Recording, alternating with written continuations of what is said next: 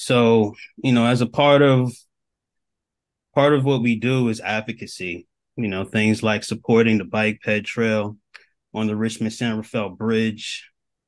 We have a running petition for that online. It's to save the Richmond San Rafael Bridge Trail petition. We've gotten over 5,000 signatures from supporters so far. And just recently, this past weekend, we did a really big ride. It's the fourth anniversary to save the bike ped trail on the bridge. And we got around looks like about 800 to 1,000 people out for that day. And the day after is when we broke the 5,000 signature threshold. So really happy about that. I could keep on going. I don't know if we just doing the introductions. Now I could dig in some more. Shall I?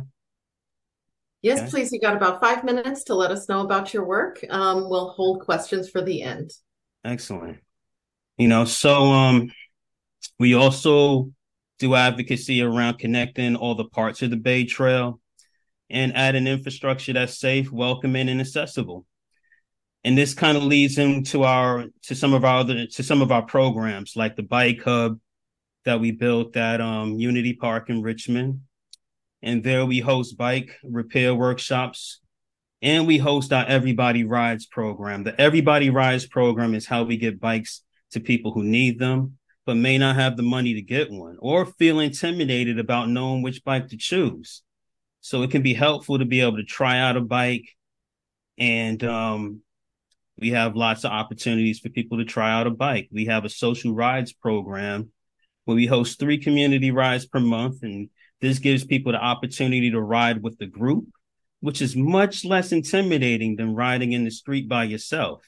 This also allows us to build our base and make new friends along the way. Through these rides, we've been to every single park in Richmond since our inception in August of 2012. And what we know is that the more you ride, and that there's lots of physical, mental, and social benefits that are, once you get started, they're hard to walk away from. Especially once you develop familiarity with folks in the group and they can get you exposed to other cycling groups that you can try out as well. I have a really great team that helps lead these programs, and we also have some really great projects that are coming up. We've done a lot of work to activate Unity Park. We've got a community event that's happening at Lucas Park this coming Saturday to collect information on what kind of activities people want to see there. As related to transportation, is the e-bike lending library, which is a part of the transformative climate communities program with the Strategic Growth Council and Coastal Conservancy. This is going to allow us to build a library where people can check e-bikes out, much like a library book, see how it fits into their lives, how they enjoy it, come back, hopefully offer those stories back up to us. And we pair that, they'll be able to hold on to it for up to a week. We pair that with a VTM program, that's volunteer maintenance and training program. They go through the criteria, they'll be able to keep have an e-bike that they can take home to keep.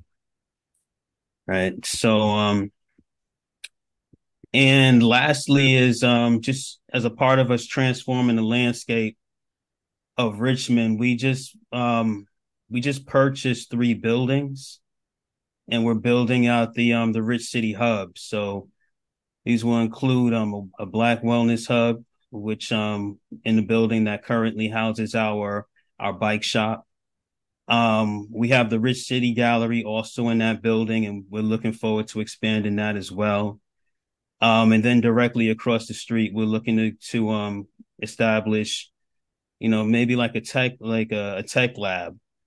That one, we're looking forward. We're going to do a robust community engagement process that'll inform us on what kind of facilities we're going to have in each one of these properties. But lastly, right back at the park that we helped build, back in 2015, collecting the community community feedback, as well as being a part of a community design team for what Unity Park would look like.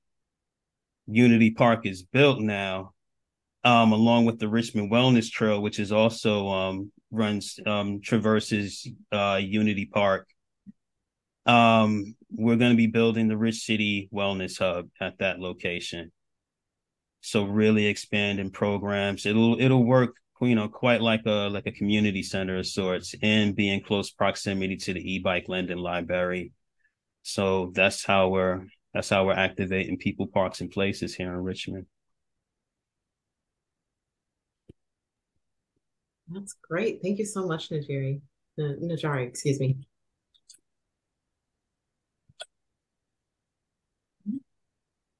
Carla, can you let us know about what you're working on?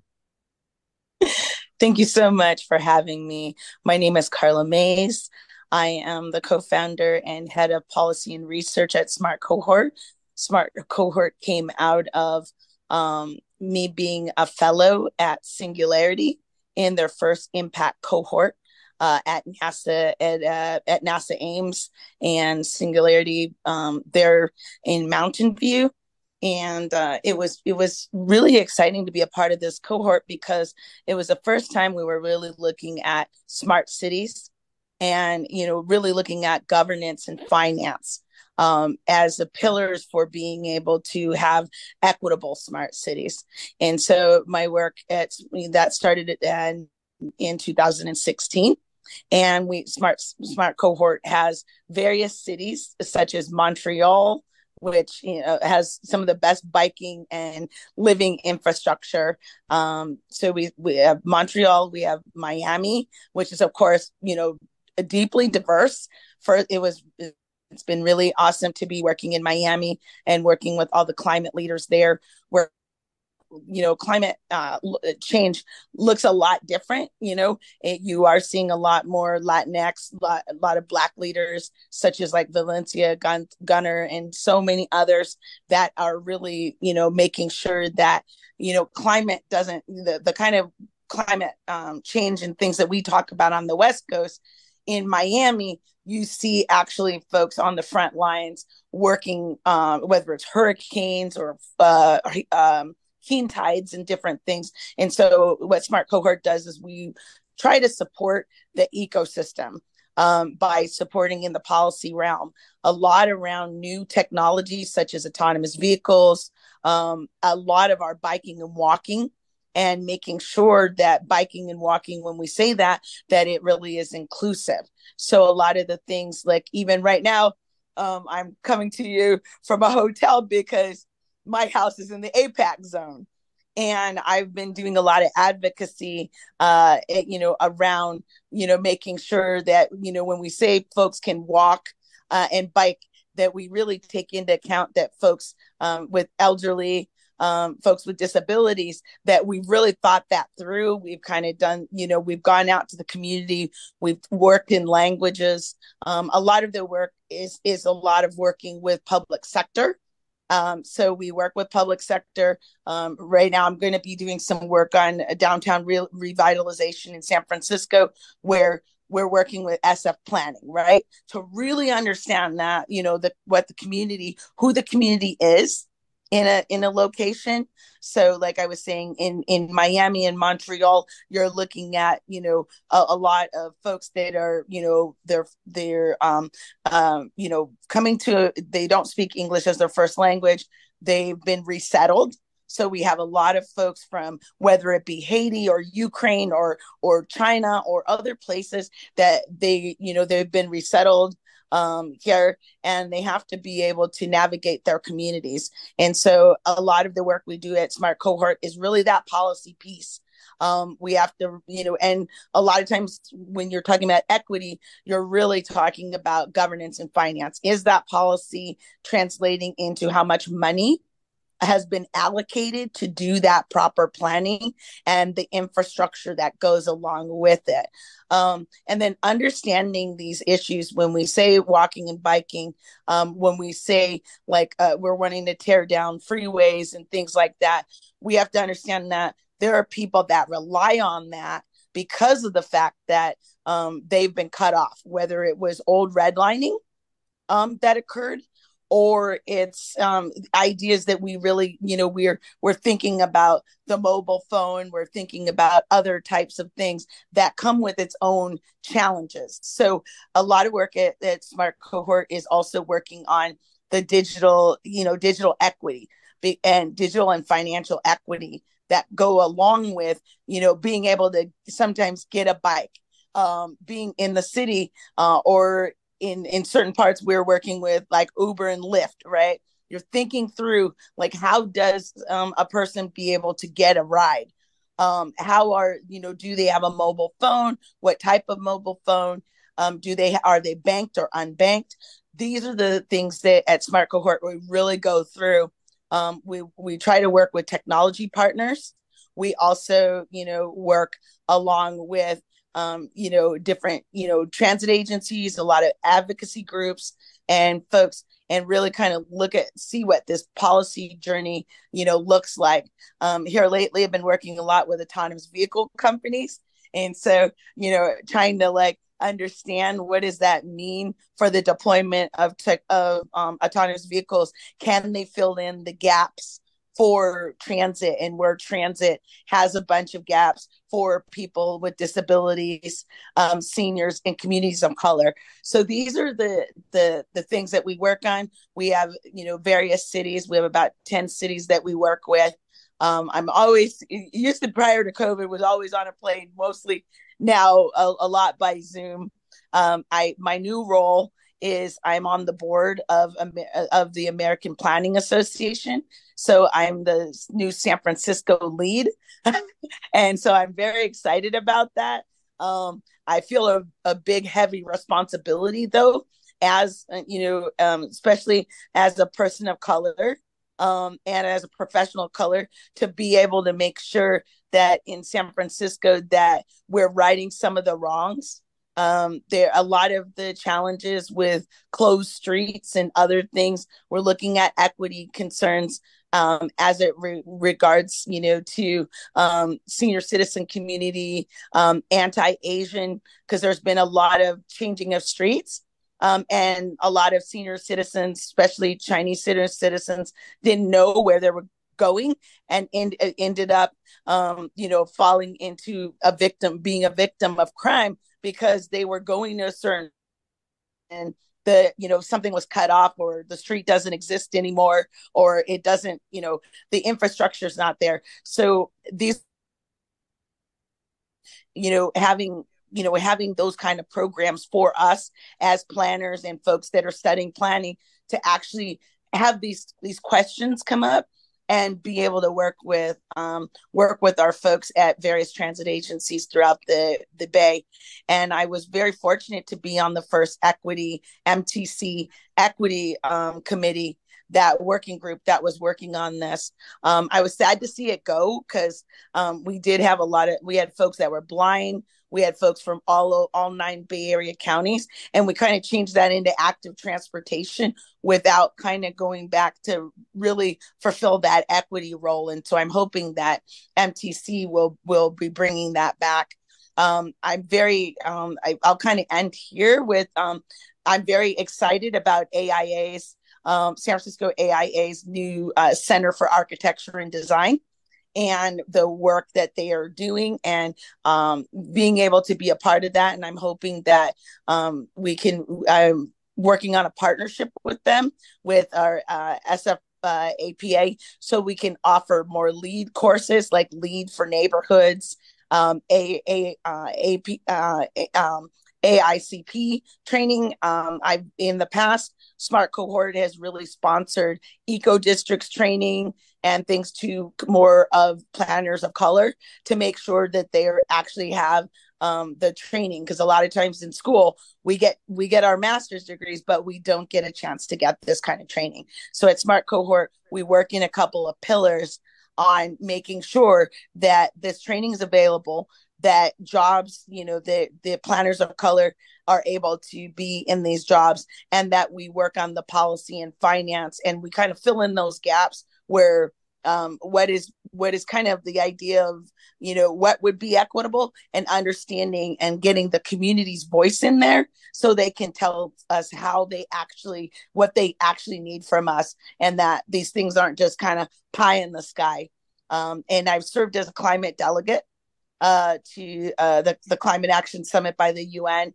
And then my colleague, David Capelli, is a local pathways fellow for the UN. So we do a lot of this work, not only locally, but internationally and with the UN. And so we're really excited. And anytime anyone wants to talk or anything, my email is carla@smartcohort.org, and love to, you know, reach out to me on LinkedIn as well. And we'll, you know, be able to, all this experience over the last 8 years, love to work with you in any kind of capacity. Thanks so much for having me, Carlina. Thank you so much, Carla. Very informative, great work. All right. And I just want to remind everybody, if you have any questions for any of the panelists, go ahead and drop those into the chat and we'll ask them at the end, or you can raise your hand at the end and you can speak your question as well. So Naomi, you're up next. Hi, everyone. Thanks for having me. I'm just going to apologize in advance. I have a little cold, so if my voice is not as strong as it might ordinarily be, it's just my I'm struggling with it. But so I'm going to do a very quick overview of the kind of work that I've been doing, and it does span more recent, like the work that I'll show is more recent, but I've been working in transportation equity and mobility justice for the last 16 some years.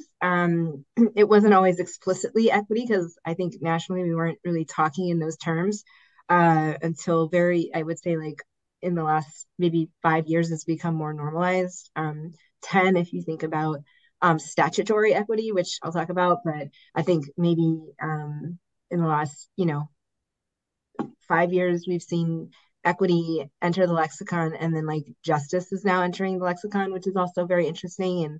And having worked in the nonprofit, public, and the private space, it's been very interesting to see, especially now with the federal Reconnecting Communities grant being available and open to communities, like just how that's really transforming the conversation. So I will share my screen really quick.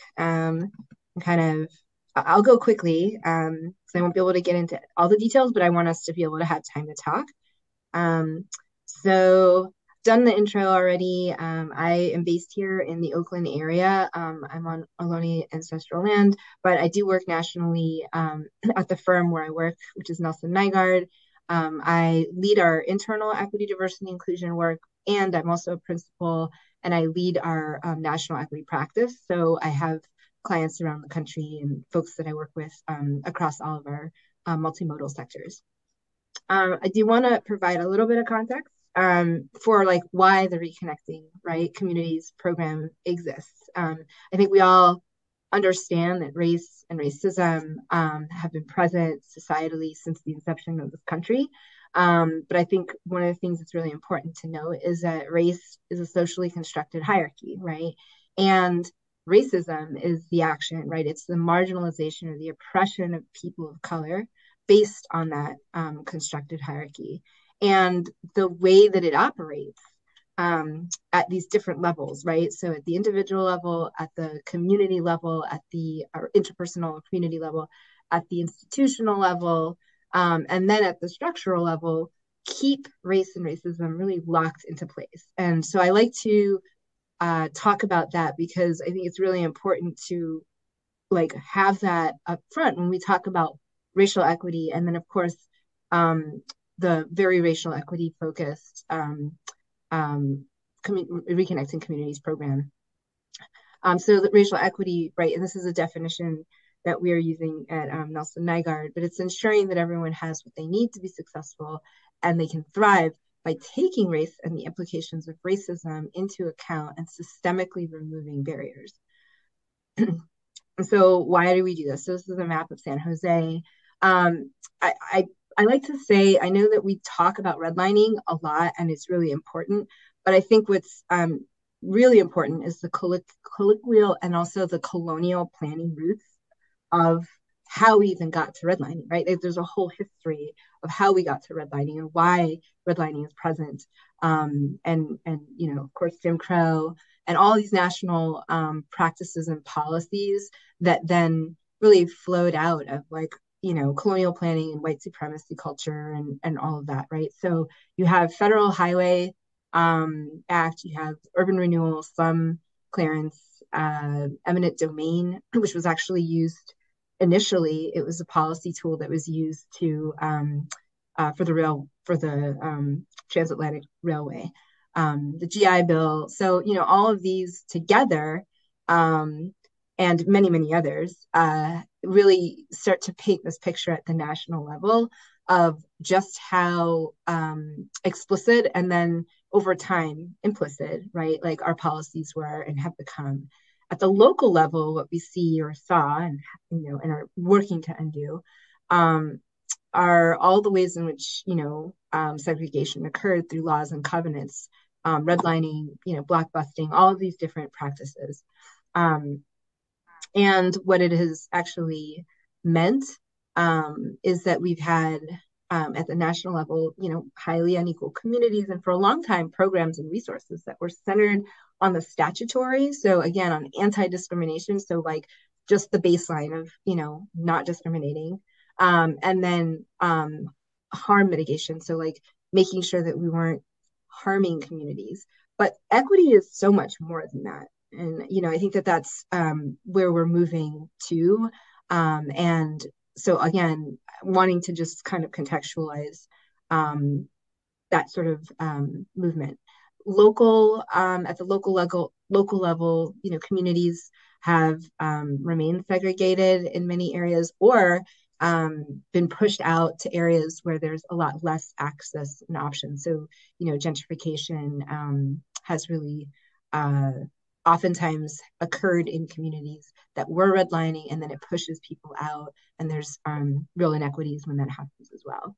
And so, I'll just preface it with, I wanted to preface it with all of that because the Reconnecting Communities program really is sort of taking all of that history, right? And there's sort of two programs that it is lumped into one overarching umbrella. And so it's really created an unprecedented amount of opportunity. It's not the first time that the government has really tried to use racial equity to redress issues, but I think this is the first time in such a major way and with such explicit requirements and guidance that they've had this available for communities. And again, it's not just available to state and local jurisdictions. I think what's really unique is that it's available to communities as well. And so we're seeing a lot of communities with this funding. Some project highlights. This is not a Reconnecting Communities project, but I did want to highlight it because it's something that myself and others worked on with the city and county of Denver. We created a racial equity toolkit and then integrated that toolkit into the city and county's 30-year master plan. So it's really like what they're calling their plan of all plans. And then they've been able to prioritize and do a lot of like project selection out of that. But again, what was really different about this is we started with a racial equity framework, developed a toolkit, and then really started to apply it in real time to this like major 30-year effort.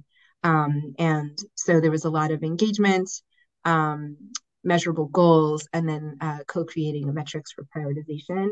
So a lot of details there, but the point is that at the center of this was engaging the impacted community.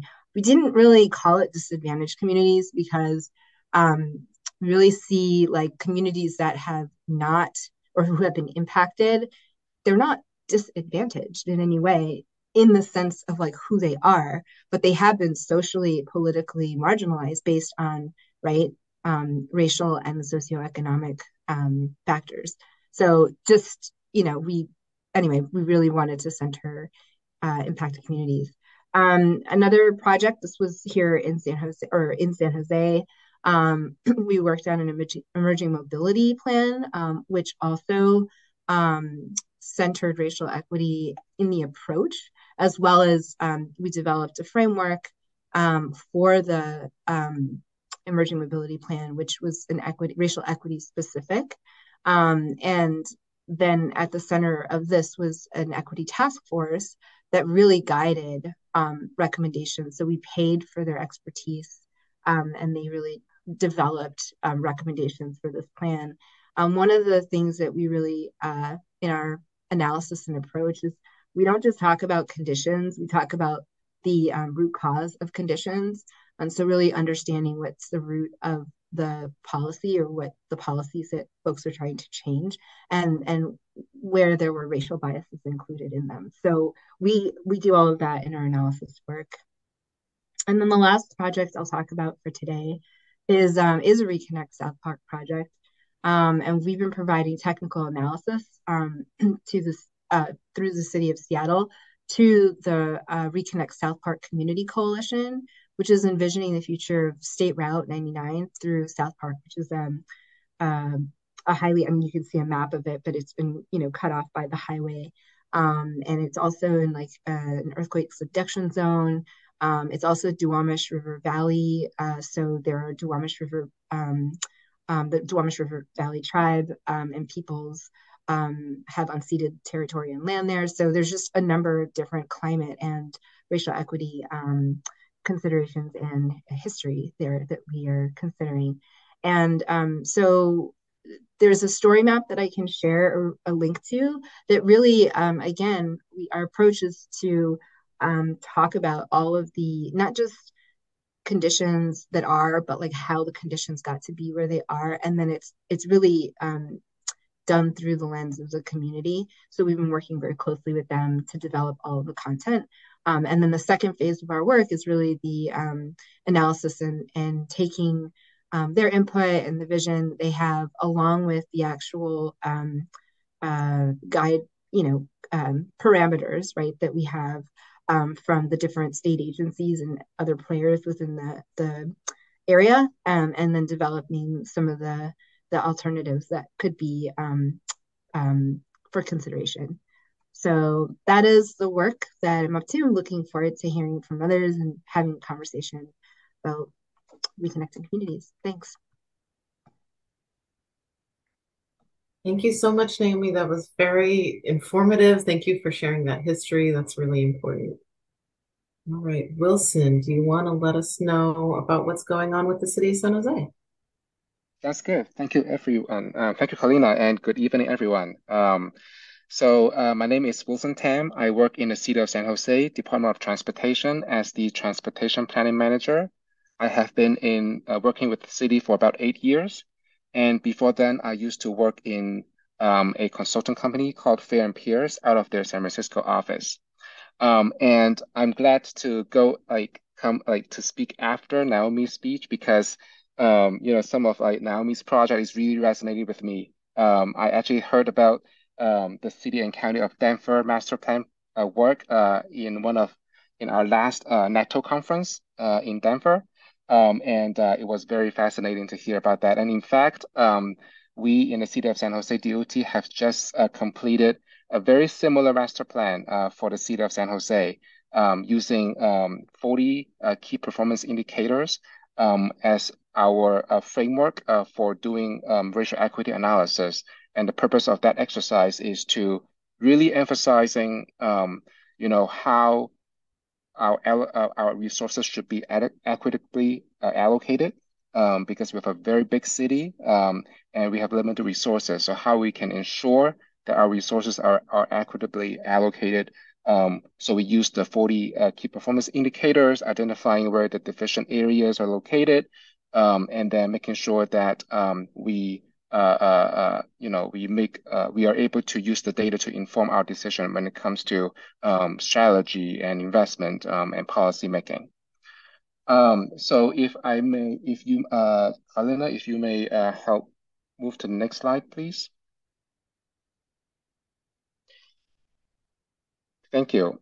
So I don't have a presentation deck, but I really want to show this map to all of you today. So because, as I'm thinking about this presentation, I think it would be very hard to talk about all of our work in just 5 minutes, right? But this map encapsulates a lot of what we mean by reconnecting communities in the city of San Jose. So like using the master plan that I just mentioned that we just completed using 40 KPIs to understand how resources should be adequately allocated. We were able to work on these efforts. And the map that we are showing right now shows the study boundary for all of the planning efforts that are going on or have been completed. Some may be covering a geographical area, um, and some may be just a line on the map. The geographical area represents what we call a area transportation plan, or from a technical standpoint, we call it multimodal transportation improvement plans. And those are the areas where the city anticipates significant growth over the next 20 years.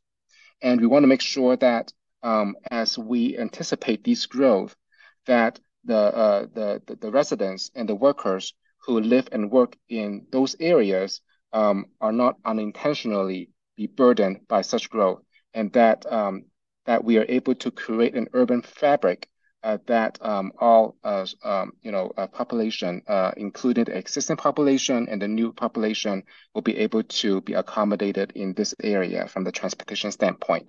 So we create these what we call MTIPs for short, for representing these area plans. And the goal is to identify a list of transportation projects, programs, and policies that we would implement over a 20-year horizon.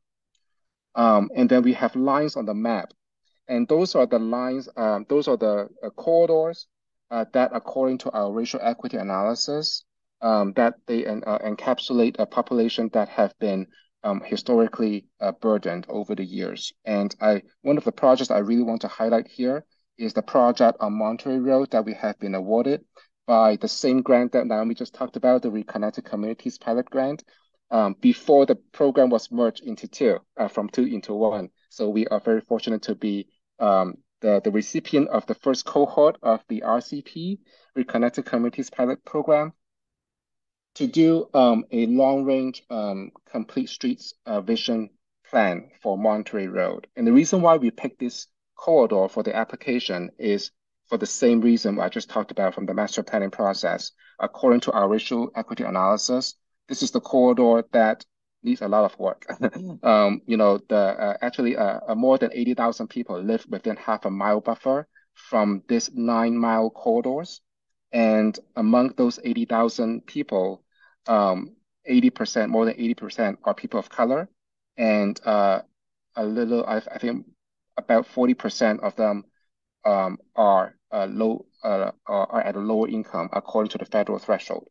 And also it meets all the climate burden indicators, even like regardless of using the federal standard or the state standard, they're all at the 80th or the 90th percentile among all the census tracts in the state or in the country, for communities that have been burdened by particulate matters, superfund proximity, hazardous waste, diesel particulate matters, air toxics materials, and things of that nature. And so it makes a lot of sense for us to think about this, what used to be a state highway being annexed back to the city, how we can go above and beyond just the annexation, right? In terms of like how can we transform this street from a state highway form to a boulevard or a street that really connects communities.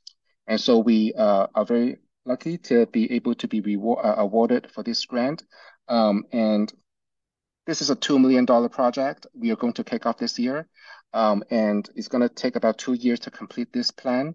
And the goal is to identify, a conceptual design for this street, and then translating this into the full design and eventually environmental clearance for this project. The $2 million would not be able to help us construct the project, but the outcome of this plan, which would include the environmental clearance of this, would help us pitch for additional funding for actually doing the full construction of the complete street project. One interesting note about this project too is that it runs, I think 2/3 of the corridor runs in in alignment of the Union Pacific Railroad, and I mean also the future high-speed rail. And so one of the considerations there is that as the tracks are potentially be elevated to accommodate the future high-speed rail and Caltrain a long-range project, how we can perhaps bridge some existing barriers that the at-grade rail tracks have been presenting to the communities in terms of connecting the communities from the west and the east side of the corridor. So with that, in addition to this Reconnecting Communities pilot grant, we have also been very fortunate to receive another grant called Consolidated Rail Infrastructure and Safety Improvements Grant, or CRISI grant, administered by the Federal Rail Administration, to think about transforming three intersections that have been a huge barrier for people crossing right now. For example, you think about the intersection of Monterey at Brenham, Chenoweth. These intersections could be transformed, and we are going to combine both the CRISI grant and this RCP grant to really think about designing the full-blown transformative complete street corridors. And this is going to be a community-based process as well, making sure that other community members, including particularly people have been historically underserved, would be the center of the community conversations about how to transform this street. So with that, I'll stop here and happy to talk about the details of this project in the Q&A.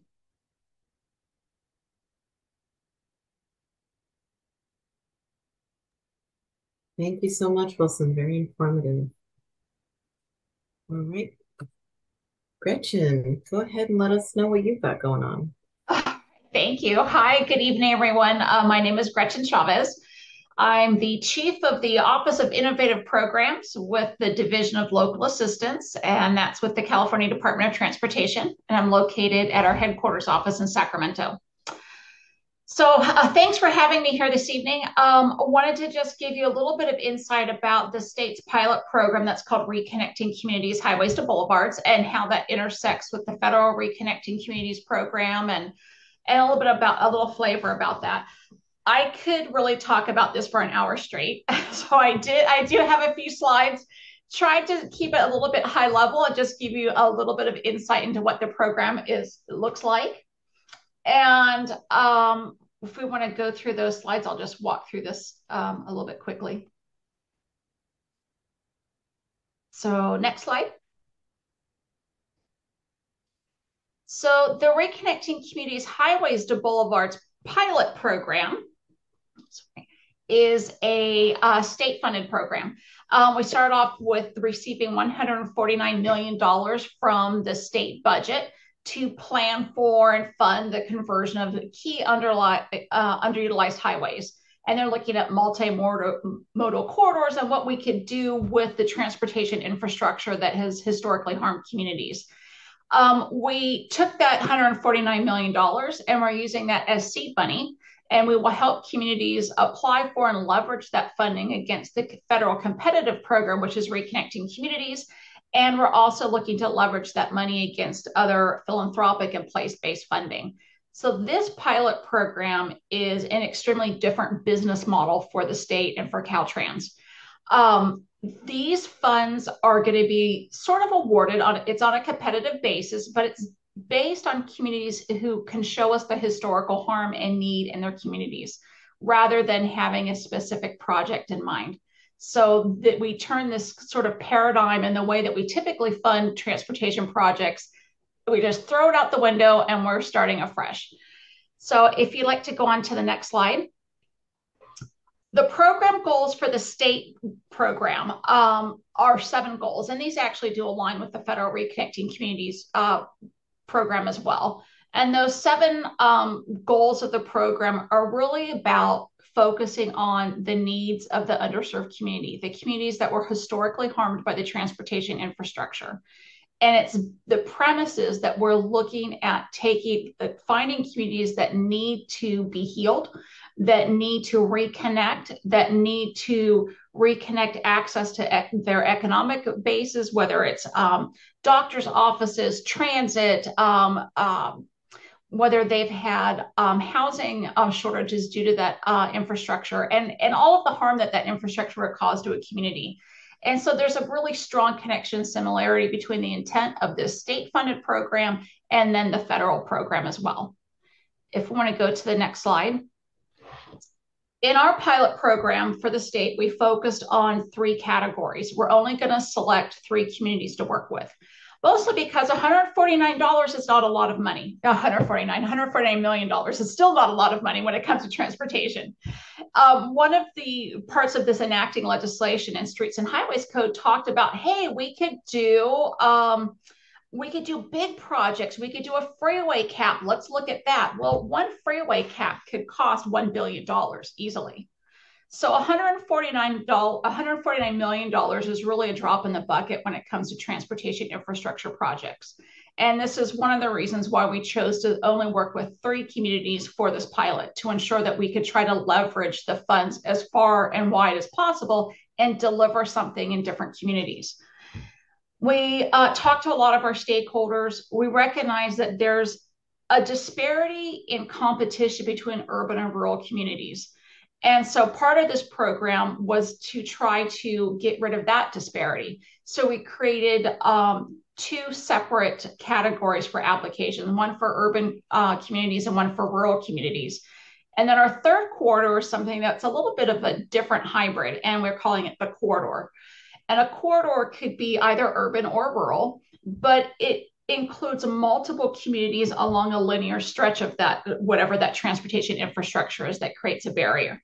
So we really are trying to look at different ways that we can prove that this concept works, that we can try to help communities from very different backgrounds and different needs, and really show to the legislature and the state that this program can be implemented and it can do a lot of benefit for communities in the state. So if we want to look at the next slide. So I could go into a lot of background detail about typical transportation planning and how projects come to fruition, but that could take us a couple of hours. So what I will tell you is that this paradigm and this image that I'm showing you is a really big shift in how we do business. It starts with the idea that we're going to, again, select a community based on its need, not on its project. And we started with the development of a new phase called community readiness. Typically, we start with funding planning, then you go to environmental, then you design your project, then you build it, you're in construction. Community readiness is a brand new phase. And in that phase, this is where we want to see the relationships be built and the partnerships be developed within the communities, because this has to be a community-driven project. The intention behind this is not to have a project that has stakeholder input. We want a community-driven project, community-driven ideas. And so we will fund this community readiness phase to give that opportunity to those communities to really come together and develop those tight partnerships. That's such an important and foundational element to reconnecting communities. We can't do it from the government level, whether it's the city government, the county, or the state government. This has to be the answers, the needs, everything needs to come from the community. So with that idea, community readiness, we develop those partnerships. And then when we talk to the community, what's their vision? We want to know, tell us about your history. Tell us about what's happened in your community since that infrastructure was built. Maybe it was built 100 years ago. Maybe it was built 50 years ago, but what happened to your community? Give us your history. Let's record that history. Let's make sure everyone understands what happened to that community. Then we're going to keep that partnership together. And then we're calling it community involvement. It's not stakeholder presentations, it's community involvement, and that will follow us the entire way through the project. These kinds of projects are not 1 year, 2 year, 5 year. These are like 10-year projects. So this is really a long-term commitment from Caltrans and the local agencies to really solidify that partnership with the community and ensure again that it's community driven and it happens from the very beginning prior to planning the whole way through construction.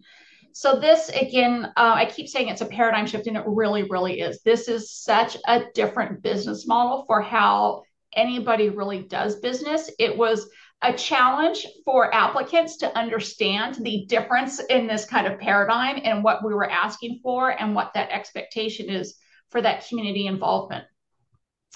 So if you'd like to go to the next slide, I'll just leave you with a few important links. We have a lot of great resources on our website, including all of our earlier workshops are recorded and posted there.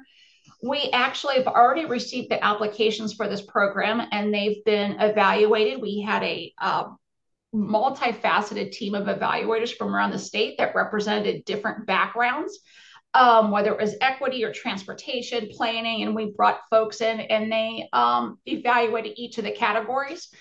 We're now going through those evaluations and we're narrowing down the proposed awardees, and we hope to announce the selected communities in January of 2024.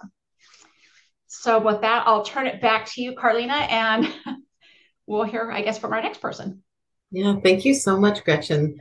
Just a reminder to everybody who's attending, we will follow up with an email with all the links that are shared. So if you didn't register, please drop your email in the chat. All right, and Brittany, go ahead. Good evening, everyone. So far, so good. I've just been here taking notes, and it's been a really good conversation so far. My name is Brittany Brown, and I'm the founder and principal of Emergent Labs. My background is in urban planning and transportation as well. I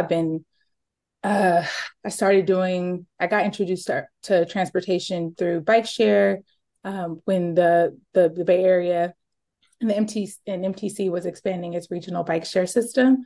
And so I've just kind of been in the field doing this work, and excited to see programs like Reconnecting communities come through for historically marginalized communities. And so a little bit about Emergent Labs.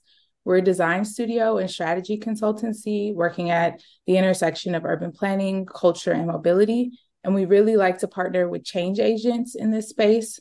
And we support those change agents in developing organizations that are justice oriented while also building power in communities of color. So with that, I will go to the next slide, please. Okay. Yes, we're here. Next slide, please. And just a little bit about some of the people that I get to work with. Andrew Sapon, who's our engagement designer and impact strategist, and then also our advisor, Tia Hicks, who is our policy strategist and storyteller. Next slide, please. Yeah, and because I was like, what can I do in 5 minutes? I'm going to share just 2 projects that we've worked on, projects that I'm really proud of as a very small firm doing this work. And the first one being, and my friend is here who's working on the project, she's going to hear her name shout out, but the EV car sharing and mobility hubs and affordable housing pilot project. So this work is funded by the California Air Resources Board, and the project partners include Transform and the Metropolitan Transportation Commission. And this is really about bringing car sharing and charging infrastructure to affordable housing communities in Oakland and Richmond and San Jose. We know that a lot of those areas have some really precarious land uses. And so with that, you need a suite of mobility options to get people to deliver transportation. So it is infrastructure, but it is also mobility as a service. And so when we came into the project, it was kind of in a sticky place in that they were facing some constraints around site control and not being able to kind of bring in that charging infrastructure. But at the same time, that program also involved a lot of subsidies and for communities. So free transit passes, free lift credits, also a lot of education and mobilization resources. So as a small firm, we decided to work with them on a website. Next slide, please.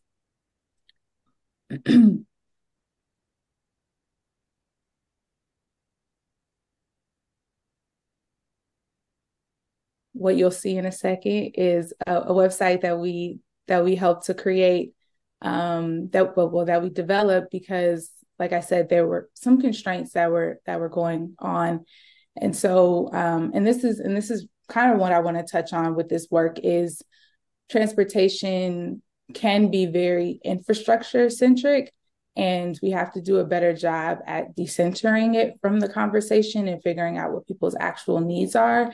And so even the concept of a mobility hub, like where does this come from? Who decided that we were going to just use this as a concept and take it and run with it? Even having that conversation of, how do we interrogate these sorts of concepts, break them down, and really deliver a benefit to the community. So I think a part of it was we were kind of hitting up against the wall because we were like, oh, this is exactly what a mobility hub means. It means a charging infrastructure. It means being right next to a transit system, and that's a mobility hub. When in reality, there are a number of ways that you can interpret a mobility hub. And so we developed a website, a virtual hub where there's community resources. You could access the rideshare discounts. And I'm really proud of the website too, because this is a government, these are government dollars, state dollars. And a lot of those government programs, sometimes they don't really center the user. And so there's a lot of language that's on there that's not really for somebody who's just living in a community. So we really decided to kind of scale back the language and focus on what was most necessary and critical. So I'll go to if you go to the next slide, so I could talk about one more project. This is the Martin Luther King Shoreline Access Study project that we worked on, again, funded by the California Air Resources Board. Project partners include East Oakland Collective and the City of Oakland's Department of Transportation. This is really about identifying clean air mobility options so that people in the surrounding neighborhoods in Deep East Oakland could access the Martin Luther King Jr. shoreline. Next slide, please. So you'll see a couple of images.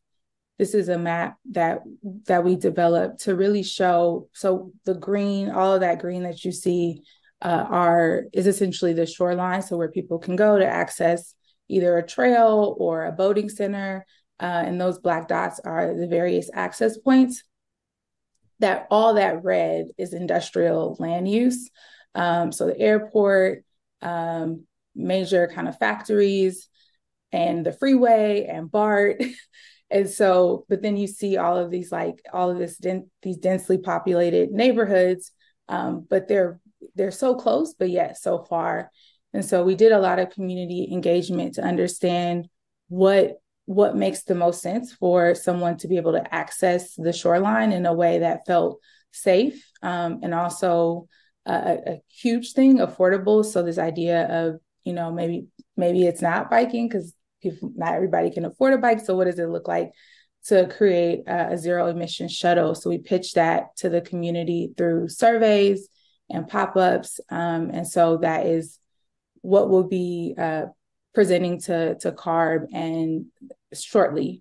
And so you also see at the bottom, there's community engagement, a community engagement event.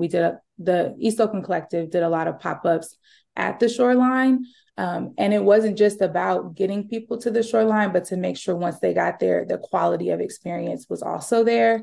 So thinking about cultural programming and stewardship and trails at the shoreline. So, what does it look like to have bike share at the shoreline, but access it through a shuttle if you don't feel comfortable taking a bike from your neighborhood to the shoreline, but being able to have the trails and the recreation once you get to that amenity. So I will if you go to the next slide, please. And that's it. I just wanted to present from the perspective of, because I know we're talking to students, and being a planner is a lot of the times we get in these sticky situations where we're selling people ideas. And I think getting out of that selling ideas and really tapping into what the community needs are. And I think everybody on the panel has talked about that extensively around just like people's individual needs and not, this fancy transportation concept or plan. So I'll stop there. Thank you, everyone. Wow, thank you so much.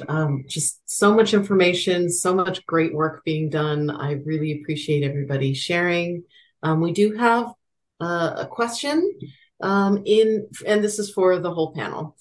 In racial equity work, the accountability piece often can be the trickiest part to maintain and document, e.g. leadership changes, unexpected conflict, inconsistent funding, burnout, etc. What strategies do you use to maintain accountability in the work with your partners, and/or what advice do you have for anyone who wants to continue to make genuine and real change in this area?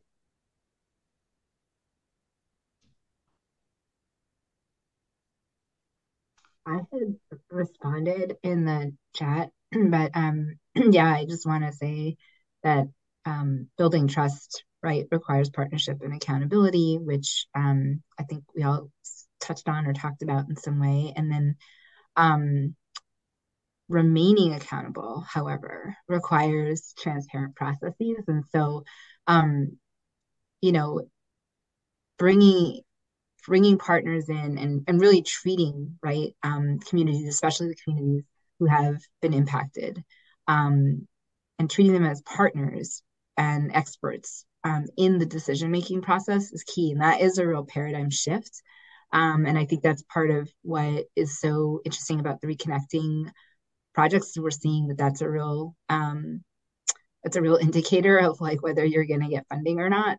But anyway, I think that's great because it's meant to shift that paradigm. And so mapping out, the scope and the project goals and the strategies, and really having, right, the community as partners, especially again those impacted communities, be a part of that process. And then when you get to implementation, right, because you got your plan, and then when you get to implementation, right, really having a feedback loop and having relationships, right, that you have had throughout the entire process that remain and continue, so that, regardless of who on the capital side or whatever the project's next phase is, like how the implementation happens, like that relationship is had. And so I think that's part of, right, like the shift in mindset and working that we're seeing, and that I hope, we continue to see grow. But I think that's part of it. It's just long-term relationships and really building that into your process overall, and not just a checkbox. Yeah, Carla. I really love the new Justice 40 framework, in climate, where we're really getting to the point of, it's not just for like, it's really the community becoming the planners, the architects, really tapping into what that community, the folks that are in that community. And so, I've had the one, I love the work that Smart Cohort, because what we do is we found in Miami especially, we found a lot of people had gone to school for planning and architecture, and they just didn't have they didn't have any place to do their internship, or they were Black and brown and women and folks, and they had gone through school, but nobody had ever given them the opportunity to finish their hours, or to be able to get their LEED certified, or any of that. And so what we've been doing is we've been growing that pot of folks that are in the planning offices and that are the architects on the project. And it means something different, right, when it's created. And that's, a way of having, the restored, when we speak of things like restorative justice, and we speak of these, and then there's the accountability, right? So like on my team, Dave Capelli is my co-founder at Smart Cohort. And what we have to do is we hold each other accountable. And we hold ourselves accountable to like grow these cohorts and raise the money and everything from the community where it is, and we don't take that money outside of that community. So, and a lot of times our planning processes are are really challenged because they were not created to do the equity work and to be inclusive. So a lot of times it's like redoing that planning process, right? Understanding that, you know, the implementation, like who are the local small businesses and the local leaders that have already been doing this work. And that's, you know, it's a new day and a new situation on being able to understand who's in the community, who's already working on that stuff. How do we partner with those folks? How do we collaborate so that you know that you can be, those projects are all, the whole project is being benefited not only by them to, you know, being on, you know, being able to speak up on something, but actually being able to be paid and then to be able to be maintained. And one project I just want to talk about is that the Miami Tunnel Project was the first to receive ARA funds under the Obama administration, and that project is still, they hired 7,100 folks on project. They still have 3,400 folks working at the Port of Miami. It is probably the most successful in the Black and Brown communities.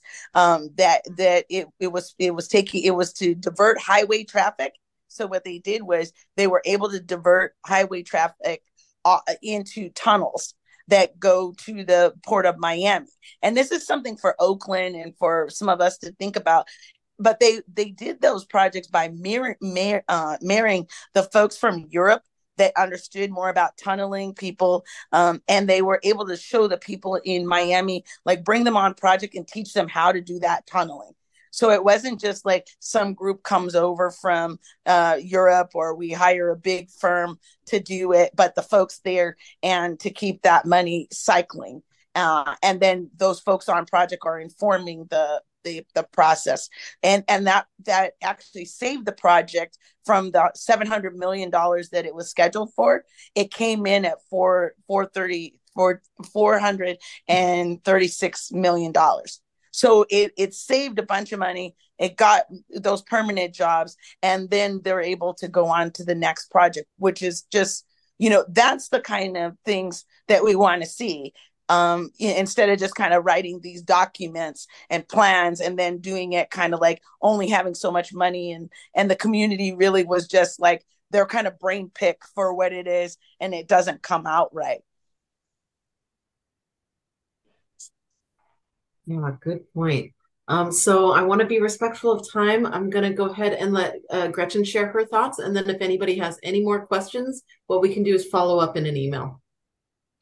Okay, thanks. I'll be quick. Everything that everyone said, absolutely. But functionally speaking, you know, when we talk about partnering and we talk about how are we answerable to each other, that functionally starts with some agreements. We do written agreements, partnership agreements. Those aren't things that are reviewed by lawyers and signed off by things. These are informal agreements where we've all come together and decided what our roles and responsibilities are. And it's important to have those functional items when we're creating partnerships so there's no misunderstanding. And they can change and they can be reviewed, but it gives us a solid basis for no one forgetting, particularly state government or some other government. You know, I work for the government. I know no one forgets what our role and responsibility is. So I think those functional aspects are really important to establishing that groundwork and how we move forward with communities.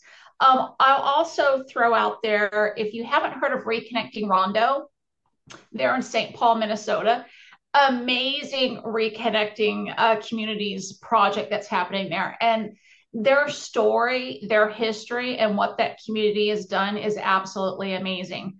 My last plug on this is that oftentimes in the conversation about reconnecting communities, is the term underserved communities used. And somebody talked about this a little bit earlier, but that idea of underserved just means underrepresented, right? It doesn't mean that the communities aren't functional or the communities don't have the professional organizations themselves to actually do for themselves. It just means they need to have that opportunity, and we need to get out of their way and let them have that opportunity.